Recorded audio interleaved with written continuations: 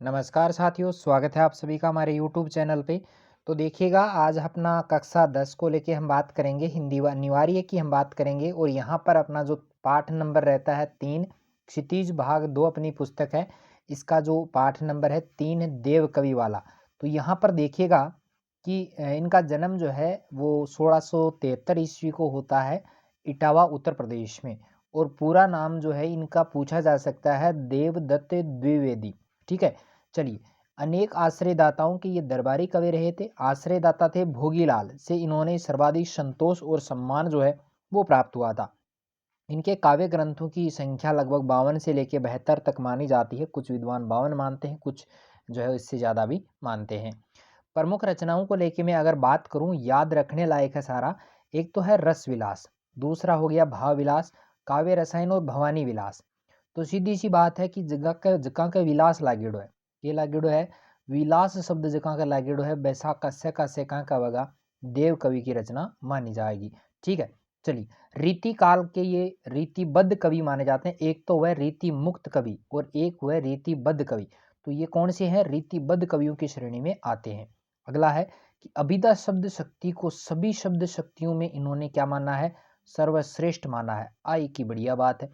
चलो आगे चलें तो देखिएगा, इनकी अलंकारिकता और श्रृंगारिकता काव्य की प्रमुख विशेषता रही है।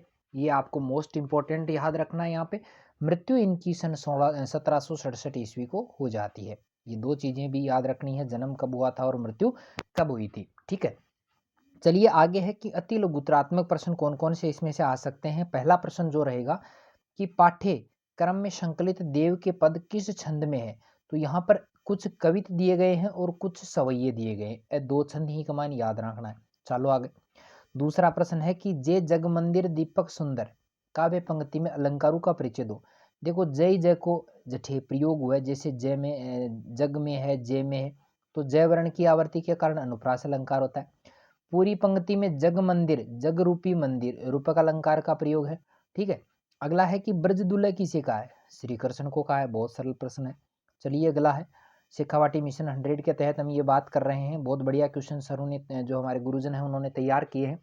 तो देखिएगा, चौथा हमारा जो सवाल है कि कवि देव ने पाठ्यक्रम में संकलित पद्य में श्री कृष्ण के कौन से रूप का वर्णन किया है? तो राजसी रूप सौंदर्य का वर्णन किया गया है। अगला है कि डार ध्रुव पलना बिछोना नवे पल्लव के सुमन झिंगुला सोहे तप छवि भारी दे, पंक्ति में किसका वर्णन है? तो पंक्ति में बसंत ऋतु का वर्णन है, जबकि बार चाल रही है, भी कोई वर्णन है। ठीक है, छठवां सवाल है कि बसंत को किस रूप में दिखाया गया है? तो बसंत को एक बालक के रूप में दिखाया गया है, सुकुमार बालक के रूप में दिखाया गया है। अगला सवाल है कि केकी कीर शब्दों के अर्थ बताओ। देखो, केकी यानी मोर होता है और कीर यानी तोता होता है। मोस्ट इंपॉर्टेंट है, याद कर लेना, छोटे वाले प्रश्नों में बढ़िया से आएगा। ठीक है, छपेगा, 100% छपेगा। अगला है कि बसंत का पलना कौन है? तो देखो, बसंत का पलना कौन है भाई? वृक्षों की डालियां हैं। बिछोना कौन है? नए पत्ते हैं। कौन से वस्त्र धारण कर रखे? पुष्प रूपी झिंगुला धारण कर रखा है। बसंत को झुलाने वाला कौन है? तो बसंत को झूला जो है वो पवन झुला रहा है। ये छोटे छोटे प्रश्न इसमें से और बनते हैं, ये भी मोस्ट इंपॉर्टेंट याद रखने। अगला है कि केकी कीर और कोयल क्या कहते हैं? तो देखो, मधुर प्यारी प्यारी बातें वो करते हैं, लोरी सुनाने का काम वो करते हैं और ताड़ी बजा बजा के हंसते हैं, इसलिए ये यहाँ पे केकी कीर और कोयल ये काम कर रहे हैं।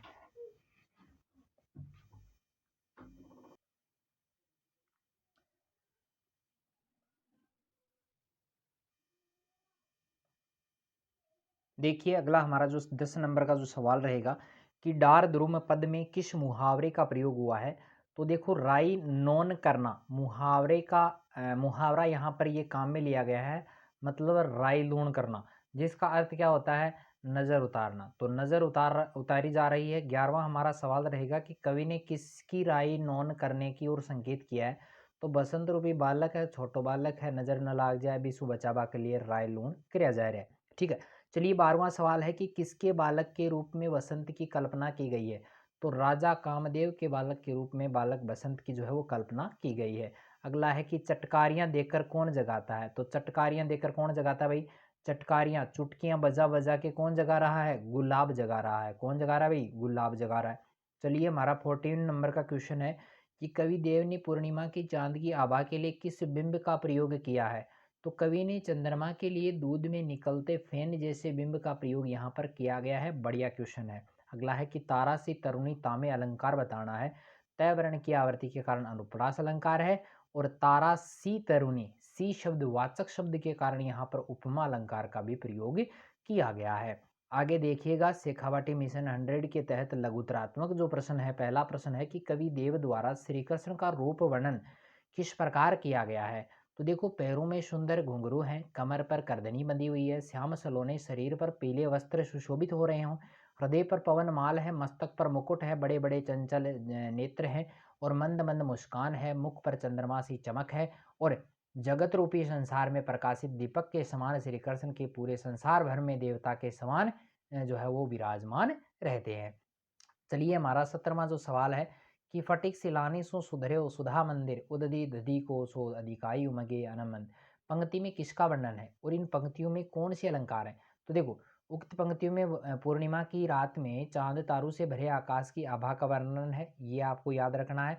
अलंकारों की मैं बात करूं तो यहाँ पर एक तो उपमा अलंकार का प्रयोग हुआ है, ठीक है।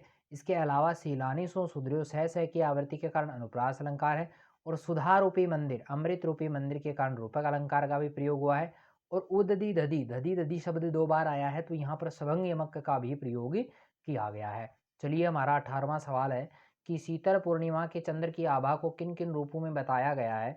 तो स्फटिक शिला, अमृत रूपी समुद्र में दधी, दही दूध का फेन, तारों रूपी किशोरियों से युक्त मोतियों की ज्योति से प्रकाशित मकरंद से मिलता है और अंबर पर दर्पण के समान प्रकाश बिखेरता है। प्यारी सी राधिका के प्रतिबिंब के रूप में चंद्रमा का वर्णन किया गया है।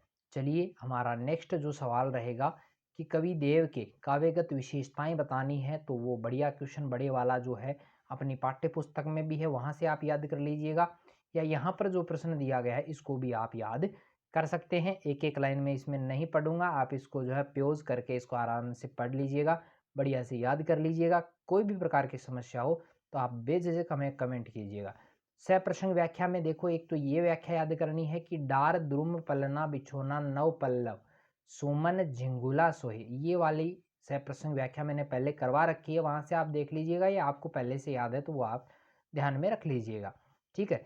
चलिए, ये एक व्याख्या इसकी याद करनी है, बढ़िया से याद करनी है, मोस्ट इंपॉर्टेंट वाली है, बढ़िया से इसको याद कीजिएगा और अपना पेपर बढ़िया होगा, बहुत अच्छा होगा। चलिए, मिलते हैं नए वीडियो के साथ में, तब तक के लिए थैंक यू। हर दिन एक ना एक वीडियो आपको मिलता रहेगा।